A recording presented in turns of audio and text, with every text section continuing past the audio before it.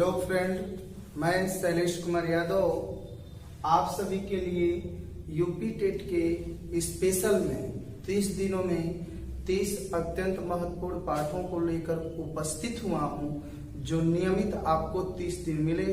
अगर विद्यार्थी इसका अध्ययन करता है तो उसे यूपी टेट में अत्यंत सहायक होगा। यूपी टेट में सिलेबस के अनुसार प्रथम पाठ का नाम है संज्ञाएं। संज्ञाएं शब्द संज्ञा शब्द के बहुवचन शब्द से बना हुआ है, यानी कि संज्ञा शब्द का बहुवचन ही संज्ञाएं होता है। एक क्वेश्चन पूछ दे कि संज्ञा शब्द का बहुवचन क्या होता है, तो हम कहेंगे संज्ञाएं, अर्थात अनेक संज्ञाओं के समूह को ही हम संज्ञाएं कहते हैं। संज्ञाएं समझने के लिए हमें सबसे पहले संज्ञा समझना पड़ता है। संज्ञा शब्द का अगर साधारण मतलब निकालें तो संज्ञा शब्द का मतलब ही होता है नाम, अर्थात किसी वस्तु, प्राणी, स्थान या पदार्थ के नाम को ही हम संज्ञा करते हैं। साधारण दृष्टि पर आप ध्यान देंगे तो संज्ञाएं शब्द जो है वो संज्ञा शब्द से बना हुआ है, और अभी मैंने आपको बताने का प्रयास किया कि संज्ञा शब्द को साधारण शब्दों में आप क्या समझिए, नाम, यानी कि हम कह सकते हैं कि संज्ञा को ही हम नाम कहते हैं। हिंदी का अगर आपको सामान्य अध्ययन होगा तो आपने संज्ञा के अंतर्गत पढ़ा है कि किसी वस्तु, व्यक्ति, स्थान या पदार्थ के नाम को ही हम संज्ञा कहते हैं। किसको कहते हैं? तो मैंने कहा कि किसी वस्तु, व्यक्ति, स्थान या पदार्थ के नाम को ही संज्ञा कहते हैं। इस परिभाषा पर जब मित्र हम प्रकाश डालेंगे तो देखेंगे कि जैसे वस्तुओं में बहुत सारे वस्तु होते हैं, जैसे घड़ी होता है, पंखा होता है, कलम होता है, घास होता है, मेज होता है, कुर्सी होता है, ये सभी वस्तुओं के नाम है। वस्तुओं के नाम है और नाम को संज्ञा कहते हैं। तो कह लेंगे कि जितने वस्तुएं होती हैं अगर उनका कोई निश्चित नाम है तो उसको कह देंगे कि वो संज्ञा है। उसी प्रकार से कहते हैं कि जितने व्यक्ति हैं, जितने प्राणी हैं, उनके भी नाम रखे जाते हैं और उनके नाम भी किसके अंतर्गत आते हैं? संज्ञा।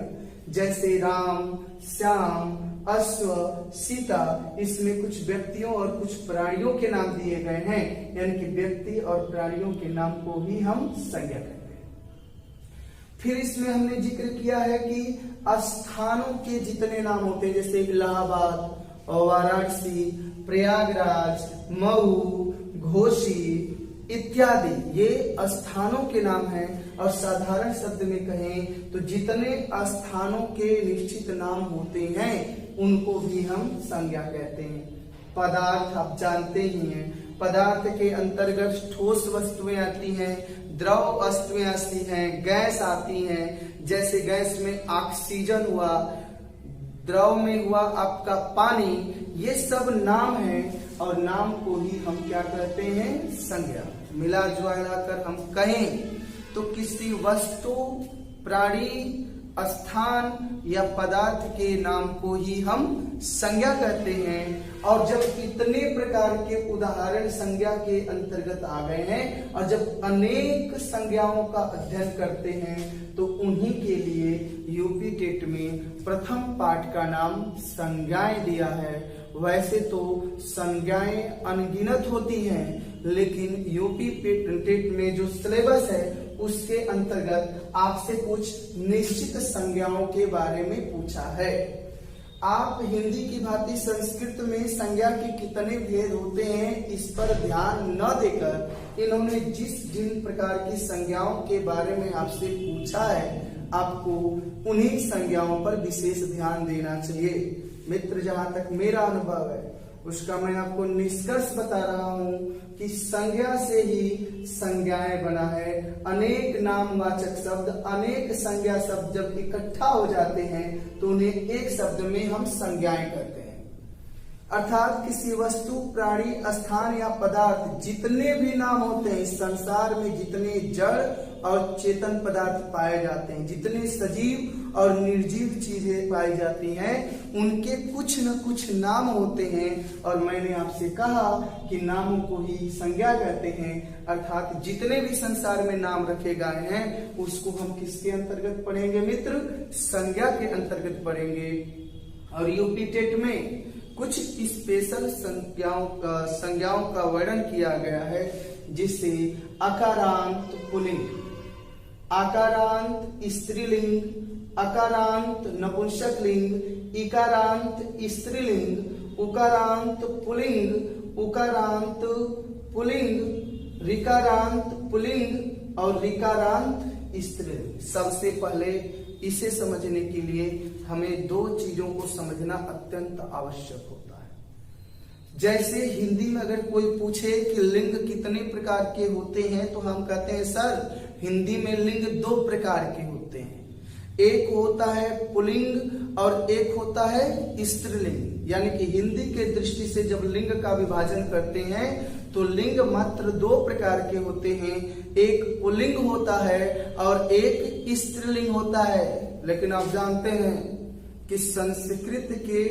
ऋषियों का ज्ञान बहुत ही विशाल था, इसलिए वो पहले से ही जानते हैं कि संसार में जितनी चीजें पाई जाती हैं उसको सिर्फ दो लिंगों में विभाजन करना उचित नहीं है। इसीलिए संस्कृत में लिंग तीन प्रकार के होते हैं, एक पुल्लिंग होता है, एक स्त्रीलिंग होता है और एक होता है नपुंसकलिंग। समझिए बात को, जिन शब्दों से पुरुष जाति का बोध होगा उसे हम पुल्लिंग कहेंगे। जैसे राम अयोध्या के राजा थे और राजा का जो लिंग होता है वह पुरुष जाति का होता है, इसलिए राम पुल्लिंगवाची शब्द है। जिस प्रकार से हम बोलते राधा, राधा एक लड़की का नाम है और लड़की स्त्री जाति का होता है, यानी कि स्त्री जाति का बोध कराने वाले शब्दों को हम स्त्रीलिंग कहते हैं। और जिन शब्दों के लिंग का सही ज्ञान न हो, जैसे वृक्ष, वृक्ष में कुछ वृक्ष पुल्लिंग के होते हैं और कुछ वृक्ष स्त्रीलिंग के। जैसे अगर मैं वृक्ष की बात करूं कि वृक्ष का कौन सा लिंग है, तो आप जानते हैं वृक्षों के अंतर्गत ही एक वृक्ष आम का होता है और एक वृक्ष नीम का होता है, जिसे हम साधारण भाषा में नीम कहते हैं। आम को देवता माना जाता है इसलिए पुल्लिंग है, और नीम को माना जाता है स्त्री इसलिए स्त्रीलिंग है। वृक्षों के अंतर्गत और आम और नीम आते हैं, आम पुल्लिंग है, नीम स्त्रीलिंग है, और दोनों को जब वृक्ष ही कहते हैं इसलिए कुछ वृक्ष पुल्लिंग होते हैं और कुछ वृक्ष स्त्रीलिंग होते हैं, इसलिए वृक्ष को हम नपुंसक लिंग के अंतर्गत रखते हैं। समझने की बात बस इतनी है भाई कि लिंग कितने प्रकार के हैं। अगर ये प्रश्न आ जाए तो स्पष्ट जान लीजिए कि संस्कृत में लिंग कितने प्रकार के होते हैं, 3। वहीं हिंदी में लिंग कितने प्रकार के होते हैं, 2। संस्कृत में जो लिंग 3 प्रकार के होते हैं, एक पुल्लिंग होता है, एक स्त्रीलिंग होता है और एक होता है नपुंसकलिंग। पुरुष जाति का बोध कराने वाले शब्द को पुल्लिंग कहते हैं, जैसे राम, श्याम, मोहन, हाथी, ये सभी पुरुष जाति का बोध कराते हैं इसलिए पुल्लिंग है। और स्त्री जाति का बोध कराने वाले शब्द क्या कहलाएंगे, बोलिए बोलिए? हाँ, स्त्रीलिंग कहते हैं। अर्थात राधा, राधा किस लिंग की है, लड़की थी कि लड़का, बताओ? हाँ, लड़की थी इसलिए राधा स्त्रीलिंग की है। पंखा, पंखा में देखे होंगे कुछ पंखा की कंपनी उषा कंपनी की होती है और कुछ पंखाओं की कंपनी जो होती है वो तेजस कंपनी की होती है। तो हम ऐसा नहीं कह सकते हैं कि सर हमारे घर का पंखा पुल्लिंग है और हमारे घर का पंखा स्त्रीलिंग है। इसलिए पंखा में भी कुछ पंखा पुरुष कंपनी के होते हैं, कुछ स्त्री कंपनी के होते हैं। इसलिए पंखा शब्द कौन है, नपुंसक लिंग है। साधारण शब्दों में मैं आपको बस इतना समझाना चाहता हूँ कि लिंग 3 प्रकार के होते हैं, एक पुल्लिंग होता है, एक स्त्रीलिंग होता है और एक नपुंसक लिंग होता है। अब फिर से यूपी टेट में दिए गए प्रथम संज्ञा के अंतर्गत आते हैं। जो वो हमसे शब्द रूप में पूछेगा उसके अंतर्गत उन्होंने हेडिंग दिया हुआ है अकारांत पुल्लिंग। अकारांत पुल्लिंग को समझना हो तो सबसे पहले जो अकारांत शब्द है इसका संधि विच्छेद कर लेते हैं। और आप जानते हैं कि अकारांत शब्द का संधि विच्छेद होता है अकार, अकार धन अंत। आप जानते होंगे कि अकार शब्द का मतलब होता है और अंत शब्द का मतलब होता है अंत में। अर्थात अकार प्लस अंत बराबर अकारांत होता है। अर्थात ऐसा शब्द जिसके अंत में अ आए उसे अकारांत कहेंगे, एक बात। और पुरुष जाति का बोध होगा तो उसे पुल्लिंग कहेंगे। अर्थात ऐसा शब्द जिसके अंत में अ आए और उससे पुरुष जाति का बोध होता हो तो उसे हम अकारांत पुल्लिंग शब्द कहेंगे। उदाहरण के रूप में मैंने ले लिया राम। आप सभी लोग जानते हैं कि राम रानी नहीं थे, राम राजा थे। और राजा थे एक मतलब राम जी पुल्लिंग थे। और राम बोलेंगे तो अंतिम अक्षर म है, म को जब बोलेंगे तो अंतिम अक्षर आएगा अ, यानी कि राम के लास्ट में अ है, इसीलिए राम कैसन शब्द है, बोला बोला अकारांत है। यानी कि राम जो शब्द है वह अकारांत पुल्लिंग है।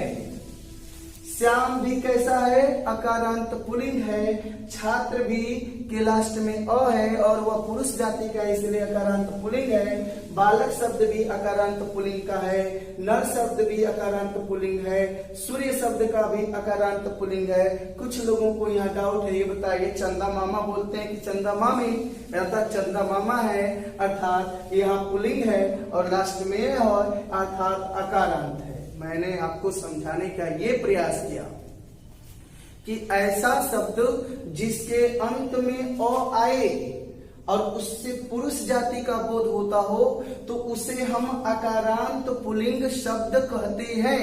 और अकारांत पुल्लिंग शब्दों में राम, श्याम, छात्र, बालक, नर, सूर्य, चंद्र। एक बात मैं आपको बता देना चाहता हूं, जितने लड़कों के नाम होते हैं उसके 90% लड़कों के नाम अकारांत होते हैं और पुल्लिंग। और लड़का है तो पुरुष जाति का रहेगा इसलिए पुल्लिंग है।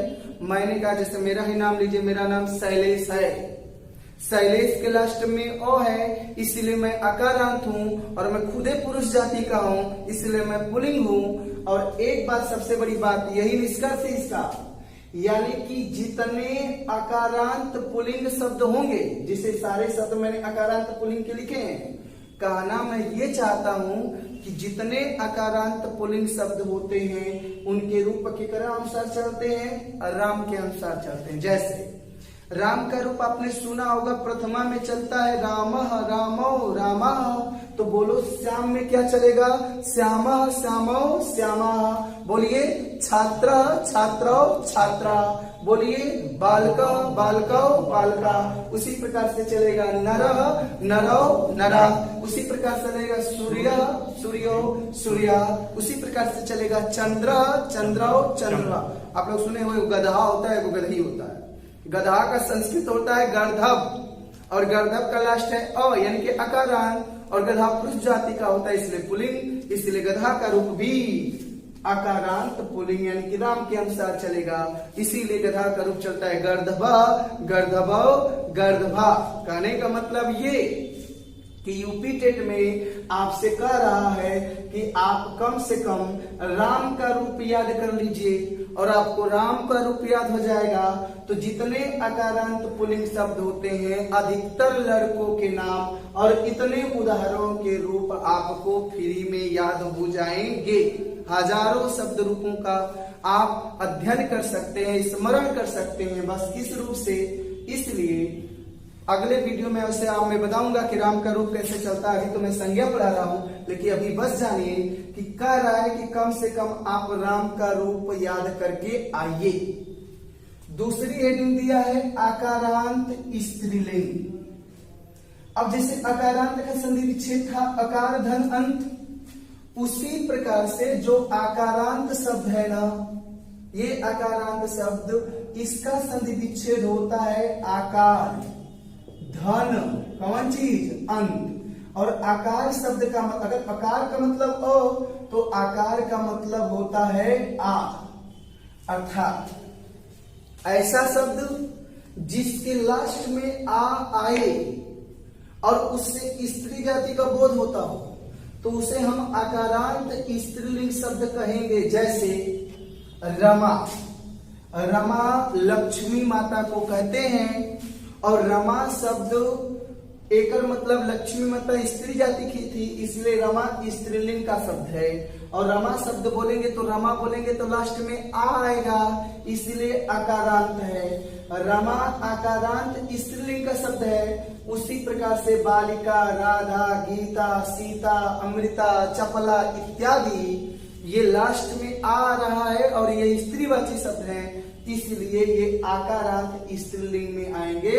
और एक बात सबसे ज्यादा याद रखने की है कि जितने आकारांत स्त्रीलिंग के शब्द हैं उनका रूप बताओ किसके अनुसार चलेगा, रमा। जैसे मैंने कहा रमा, रमी, रमा, इसी तरीके पर आप बालिका का सुनाएंगे तो क्या बनेगा, बालिका, बालिके, बालिका, राधा, राधे, राधा, गीता, गीते, गीता, सीता, सीते, सीता, अमृता, अमृते, अमृता, चपला, चपले, चपला। हाँ ठीक है।